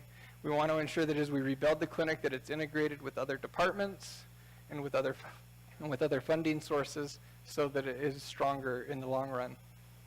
We want to make sure that it's student-centered. The vision for the Sorensen Center, although it does deliver services, is largely based upon training students. Our clinic, Vicki Simmons-Meyer and Marty Toohill, have had students work with them, but most of the other providers in the clinic have not worked with students, and we want to ensure that as we move into the future, that all the providers and all the services that we offer through the clinic are also a training ground for students, and that we're turning out the next generation of providers. And then finally, we want to ensure that they're cost effective. We want to make sure that we're delivering a service that is affordable for people in the community, but that is also covers the cost for the people who work within the clinic so that they don't have to worry about if they have a job next year. That's a little bit hard to work within that environment. So we're, like I said earlier, in sort of those notions of innovation and creating an innovative new service. I'm approaching the redesign of clinical services as a process of building a community. It's not just a service. It's building a community of people who are working together to serve the needs of people with disabilities. That means it's going to look different It's going to look substantially different than it has in the past. But I think that by approaching it that way, it ends up being a lot more sustainable in the long run and will actually serve a broader need. So with that said, people have said, well, are we going to have clinical services? Yes, but I'm not entirely certain what they're going to look like right now. Again, part of building this community is collaborating with the dean, with Gretchen, with the other departments in the Sorensen Center to reevaluate what that might look like. And so this is going to be an ongoing conversation. We'll have an update for you in May. Okay, intentionality. So I went through a bunch of stuff. I know it probably bored you half to death about innovation in the human services. I will send out this PowerPoint to everybody so that you have that data. And I mean, I think there are interesting things to think about. But when we go back to this value, we innovate. This is our value in our description. We innovate. We lead by developing dynamic, sustainable, forward-thinking programs and services. That's what we came up as an organization last year. And it's easy to say we're innovative, and I think in some cases we are innovative. But we have to be intentional, I think, about cultivating it in the future. Just because you have a new idea doesn't necessarily mean that it's innovative. It's like this picture that I saw of a fork. And somebody had taken a fork and had bent it in half. And it said, just because you're unique doesn't mean that you're useful. Right? It's the same sort of thing with innovation. Just because you think you're innovative doesn't mean that you are. And so I think we need to create some intentional processes to help us think more innovatively about what we do into the future. Also, being intentional creates us with a library of ideas that we can draw upon when opportunities present themselves. I've talked about this quite a bit with the grants team. About needing to be responsive instead of reactive. Right now, when grants and contract opportunities come out, we tend to be very reactive. We look at it, we say, yes, we can probably do that, and we sort of retrofit a proposal to meet a particular need. In some cases, we have ideas already existing. In some cases, we make them up as we write the application. I would say I've been involved in several of those projects, the Mental Health and Intellectual Disability Center. It was an opportunity. We looked at it. We said, could we do this? Yeah, probably. We wrote it, but we didn't have a really good, clear, existing plan for where to go, and we've spent the last few months building that plan. But it would be nice to have some of these plans and some of these innovative ideas sort of in a hopper so that as opportunities present themselves, whether it's federal grants, state contracts, or foundation proposals, that we can draw upon this pool to sort of move things in a forward-thinking direction. So to that, and I understand that I need to be involved in cultivating that. So to that end, we're going to start a new thing. We're going to start an innovation forum, and you're going to be thrilled about this. There's the quote up there. I forgot I put that in there. The reasonable man adapts himself to the world. The unreasonable one persists in trying to adapt the world to himself. Therefore, all progress depends upon the unreasonable man or woman, as the case may be. George Bernard Shaw was late 19th century. He wasn't quite, he wasn't open-minded about women being reasonable or unreasonable. But I think he would today say the same thing. We need to think of unreasonable ideas. We need to push the bounds of what we do and think in a more creative way about how we can do it better. So what we are going to do is create a forum once a year. And we're looking for your best ideas, okay? Unreasonable ideas, ideas about how we can improve our services, the human services in general, so that we are better serving the needs of people with disabilities and their family. We're going to do this in a Pecha Kucha type format. How many of you have seen a Pecha Kucha? Barb has. Okay, a few has. Lindsay has. Okay, perfect. So these are kind of fun things. If you haven't participated in these, what it is it's just a lot of corporations use these for pitches for new ideas. Advertising agencies use these. A lot of artists use these to pitch ideas. It's a forum that really constrains what you do and requires you to put a lot of thought towards how you're going to communicate an idea in a very short period of time. So what you have is you have 20 slides on a timer that go for 20 seconds. You're not allowed to use words. You can only use images, which will be a challenge for making your presentations accessible. When you create them, you will have to alt tag all of your images and make sure that they are accessible and available. But what we're going to ask, we're going to put out a call for proposals on March 1st. And on May 2nd, we're going to have this event that's going to be focused on innovations in the human services. It will be open to people within the CPD, but also folks within the College of Education who would like to come and pitch their ideas to a broader forum and receive feedback on these ideas. So if you do the math on this, you have 20 images. It's on a timer, so as you're presenting, the images keep going. So you have to be rehearsed. And it gives you 6.6 minutes to get your idea across.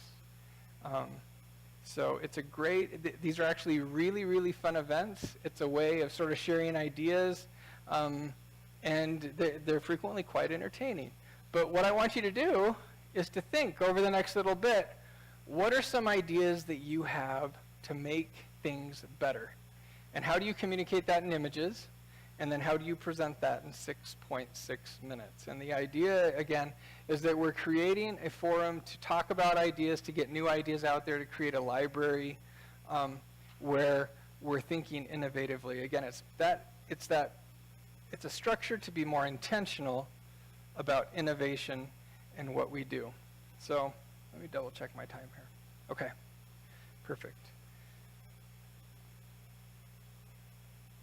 It's oddly quiet. So you will not be required to do this. But if you want to, I would highly encourage you to do it. I'm also going to highly encourage people to attend this event because they are fun. And again, if we approach our work as a community, if we approach what we do as community building, it's important that we show up. It's important that we participate. It's important that we share ideas. We're a lot stronger when we're engaging in these conversations and that we're bringing others along with us.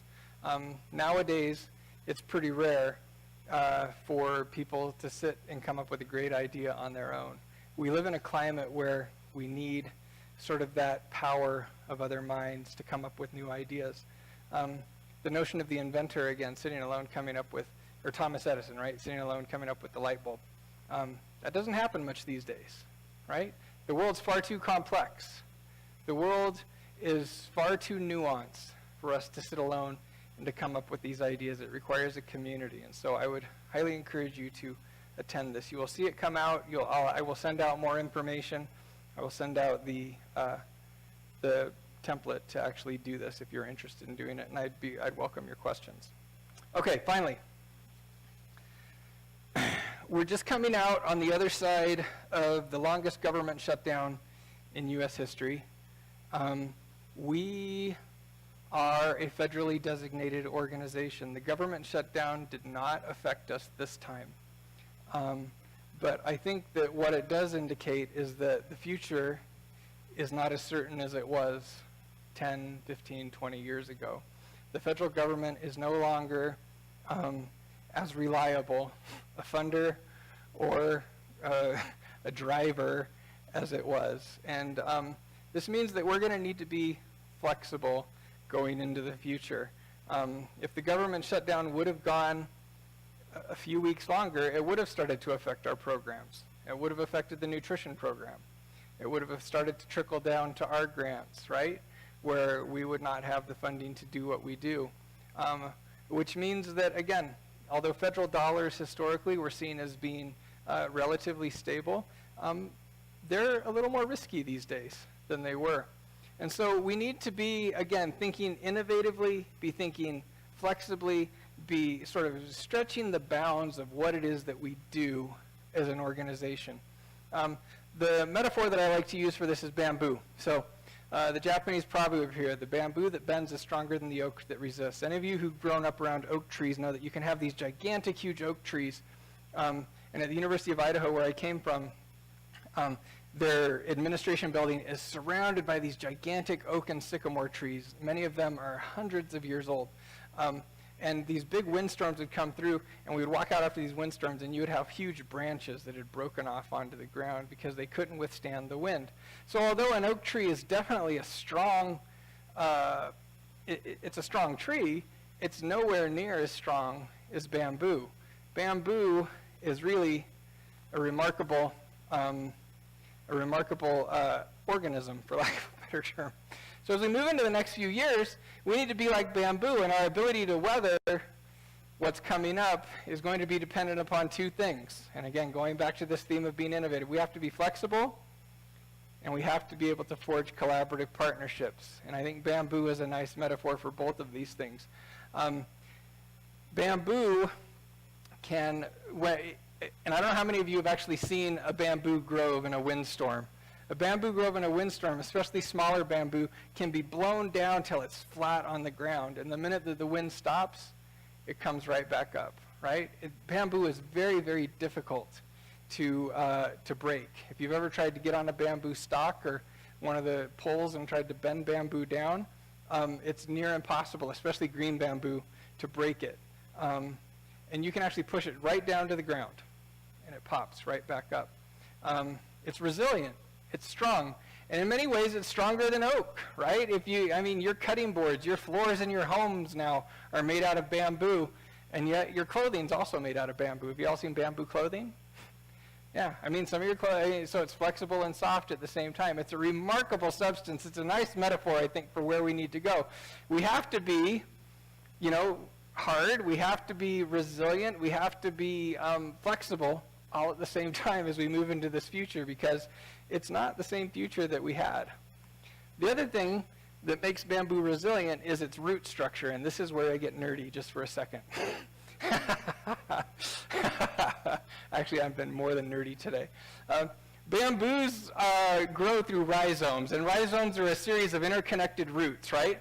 And so all the bamboo stalks in a grove are interconnected through these rhizomes. Now, these rhizomes don't go deep.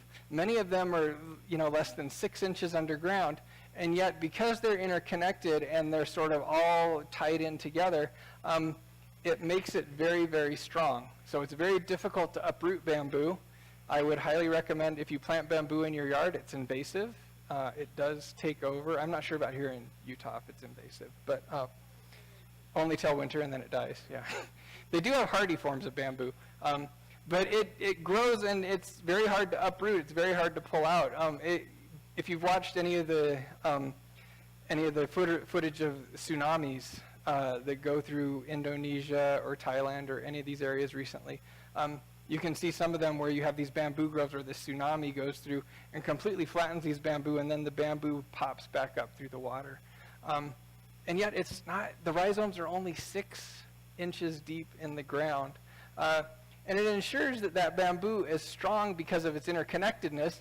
It also means that if one is damaged, that it doesn't compromise the whole organism. Many of these are interconnected, and one can die, one can be chopped down, and and yet the organism itself continues to be strong and frequently will grow back. A lot of this is, I think we need to think this way regarding our projects, and I'm not being terribly eloquent about this, but I think we need to think about how do we ensure the long-term sustainability of our projects by working together with others and other organizations, creating these interconnected networks, interconnected shared positions, shared contracts, shared responsibilities, and I know a lot of you do this, so that we can sustain and live through the uncertainty that's coming up in the next few years. This is very similar to distributed computing as well. With distributed computing, right, the data doesn't live on just one computer, it lives within a network, so if one computer goes down, that data is still there. It's the same thing, whether it's our services, whether it's our projects, whether it's our people. The more that we can share and interconnect everything that we do, the more likely it is that things are going to be sustainable.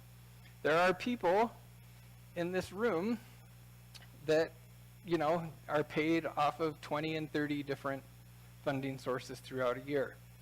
This is a good way, I think, of thinking about the sustainability. being paid from 20 or 30 funding sources, if one funding source disappears, you still have support for the rest of your position, even though you maybe lost a fraction of it. But you getting back $1,000, $2,000, $5,000 to make up that piece is a lot easier than coming up with a full salary if you're on just one funding source. And so thinking about how we diversify the folks that we work with, how we integrate the folks that we work with across various projects is important, I think, to keeping good people here at the center and to ensuring that our projects will be sustainable over time. So that's deep thoughts with Matt, and I'm sorry for getting way too nerdy there. Okay, here we go, a humble request. So last items, last business items as we go through, and I've given you a lot to think about. 2019 dates for all staff meetings. May 21st is our next one, 2 to 4. We've gone to 3 per year. We were doing 4 per year. That seemed to be too much. So this was our first one. We'll have them in May and then September. It'll be the same next year, January, May, September. I'm requesting those of you who are here, thank you for being here. I'm trying to request that people schedule around all upcoming staff meetings. I know that in the past there hasn't been as much advance warning. There is plenty of advance warning now. With these all staff meetings, this one I've talked a lot, and I'm sorry, I'm going to try to get away from that. But I ask that you take 6 hours out of the whole year. That's 2,060 working hours that you have in the whole year. That's if you only work a 40-hour week, which nobody in here does. Everybody in here is working 60 and 80-hour weeks, I'm sure. So I'm asking 6 hours to attend a staff meeting to sort of get updated on what's going on.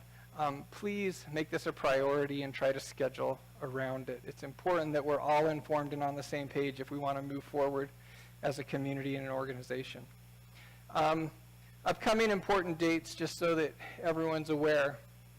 Our policy team, the legislative session started yesterday. We have a policy team that meets every Monday at 4 o'clock throughout the session. If you are interested in policy and what's going on at the state regarding disability services and some of our programs, please, that's my timer saying shut up. That is, please make time to attend that. So 4 o'clock, there is a call-in number. I believe that went out to everybody on the all staff listserv. Again, this isn't required, but if you're interested in policy, there's a lot going on this session, particularly around Medicaid, disability support services in general, that is probably worth your time and attention. On March 5th, we're going to have a grants prospecting webinar. That's exactly what it sounds like. It's how do you find grants? There was a question actually by Cindy about what's the best way to find grants. We found an organization that can give us, I think, a really good summary of effective way to reach out to find maybe non-traditional funding sources. We're all relatively good at, I think, grants.gov, but where do you find those small foundations and other organizations that will fund some of what we do? So that's what this webinar on March 5th is about. Performance evaluations, again, are due on March 29th. And again, going back to the very beginning around that performance evaluation, when you're writing those goals, we have core goal reports, lunch reports, the second Tuesday. I can't remember if that's Tuesday. We have them once a month. We'll just call it that. From 12 to 1 in room 105. So on February 12th, Jeff will be reporting on the transition goal if you want to know what's going on around transition at the center.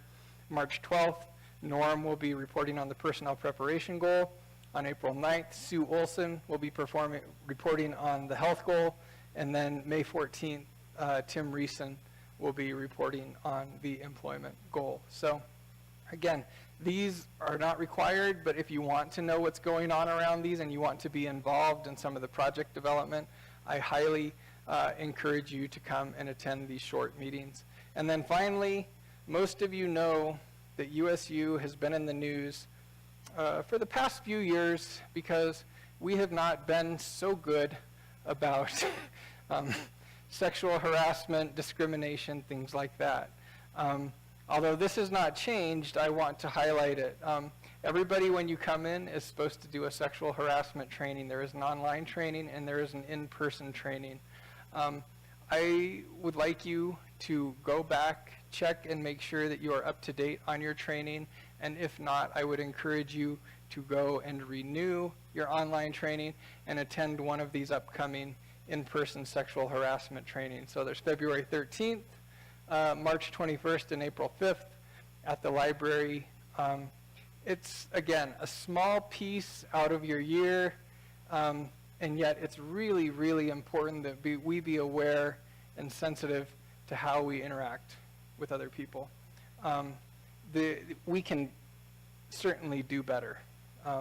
As a university, I think we do pretty good as an organization, but there's always room to improve. I used to tell my students, if you ever feel like you know everything, you should be really, really worried. You should always be improving, growing, and renewing your knowledge. So with that said, there's going to be food and stuff back in the lobby of the CPD, and here you go. Here's your big thought for the next few months. Show up, do the work, get better, stay positive, do good, keep pushing every day. You'll be amazed at where that gets you in life, right? Consistency is the most important thing to making progress. So thank you, everybody, and we will see you back at the CPD.